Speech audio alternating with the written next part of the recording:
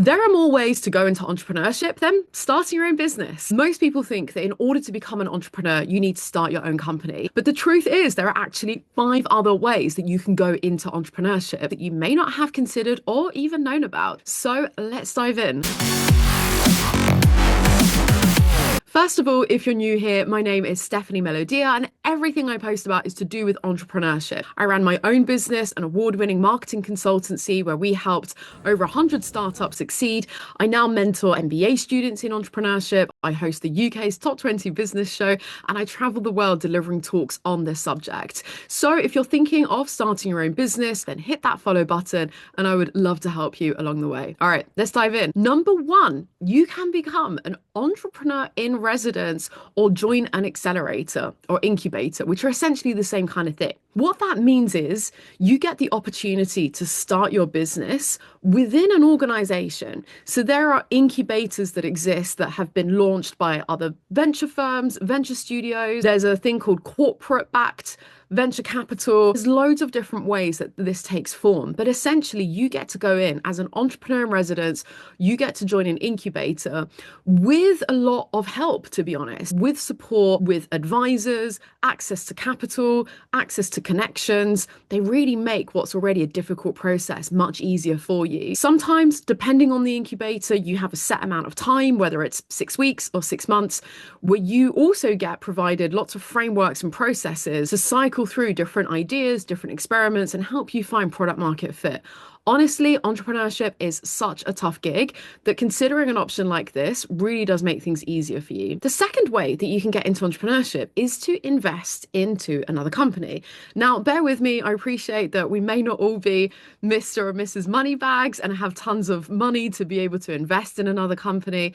But hear me out. You don't need to be a big ticket angel investor. You don't need a huge amount of money to start. You can start with little and you can join with other people to get a stake in another business. I'm going to talk a little bit more about this afterwards, so we'll just put a pin in that for a sec and we'll come back to it later. The third way that you can go into business is to get involved in franchise models. Now, this again takes away a lot of risk from the process because the way that a franchise model operates is usually with these larger businesses, right? They have an existing brand already. McDonald's, for example, is one of the most famous examples of this. Look, you might not want to go into the fast food industry. It's just an example of a well-known household brand name. Somebody like McDonald's, they have what's called these franchise opportunities where you get to basically license the brand. You get a lot of help to still run your own company. You're just doing it under the banner of this wider business. One of the most valuable parts of this is being able to use their brand, because think about it. A brand like McDonald's has literally been operating for decades. There's no shortcut to decades. There's no shortcut to building a legacy, famous brand that loads of people have heard of.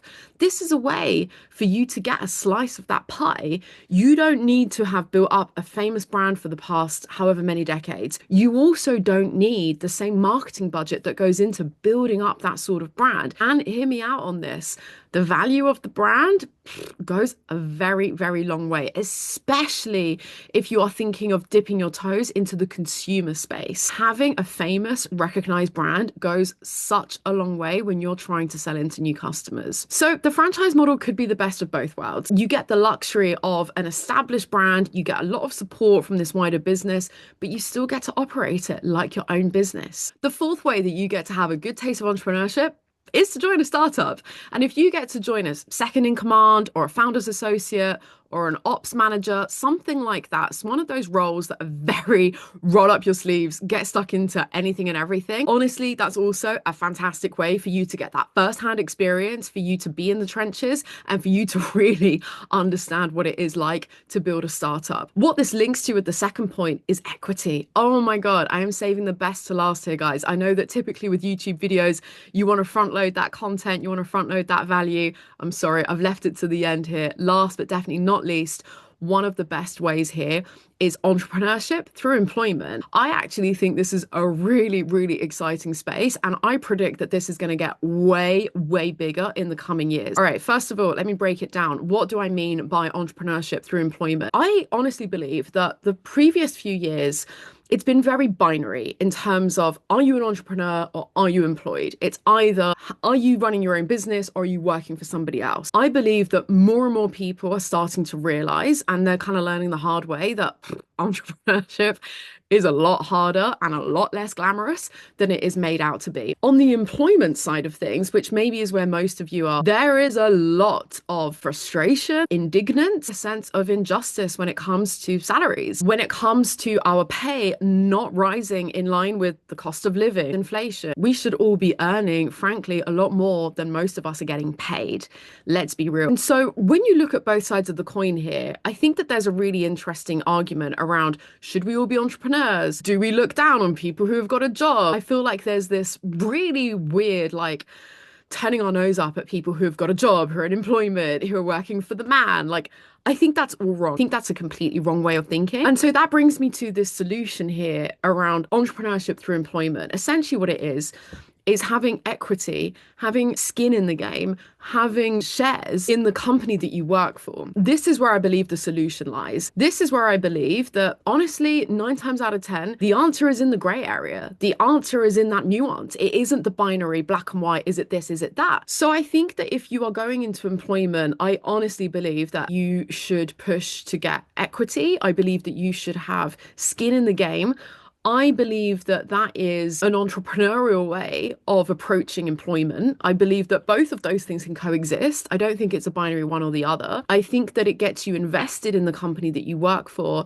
And I believe that if the company does well, you buy into that success. If the company has, say, for example, a profit sharing scheme, like, this is another way that the employees, the team members, can enjoy the success that they help to build. And so entrepreneurship through employment, I think, is a topic that doesn't get enough airtime, that doesn't get talked about enough. And I honestly believe it's a way for you to exercise that entrepreneurial muscle through the company that you work at if you are employed at the moment. So those are 5 ways that I believe that you can get into entrepreneurship beyond just starting your own company. Let me know if I've left out any. Let me know if you can think of any other ways to get into entrepreneurship. These are just 5 off the top of my head. Let me know your thoughts. Leave me a comment below, and hopefully see you next time.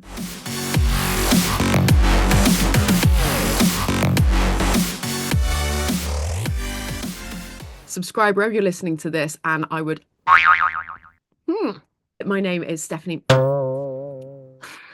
Follow that button. Oh. Okay. Okay. There are more ways to go into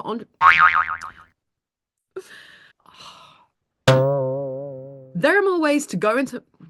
First off, if you're new... Oh, shit.